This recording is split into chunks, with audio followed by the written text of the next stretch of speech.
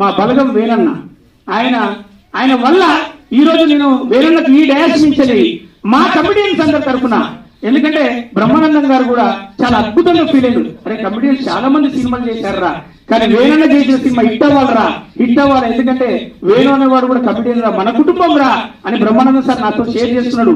First రోజు phone చేసి అరే ఏమైందిరా సినిమా అంటే పెద్ద హిట్ సార్ అనగానే కమిడియన్ గెలిచిండ్రా అన్నాడు.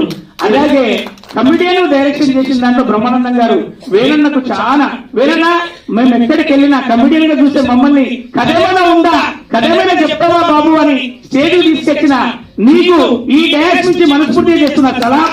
ఆ తర్వాత అదే ఆ తర్వాత ఆ సినిమా తర్వాత మళ్ళీ వెంటనే ఈ సినిమాకు ఒక రోజు ఇంట్లోకి వెళ్తున్నప్పుడు ఏదో వీళ్ళు వచ్చినప్పుడు సరిగ్గా టైం ఇవ్వలేకపోయిన రాని దాని గురించి కూడా నాకు 20 నిమిషాలు మాట్లాడిండు. ఆ తర్వాత సినిమా రిలీజ్ అయిన వెంటనే ఏమేంద్ర రవి ఆ సినిమా గురించి కేసీఆర్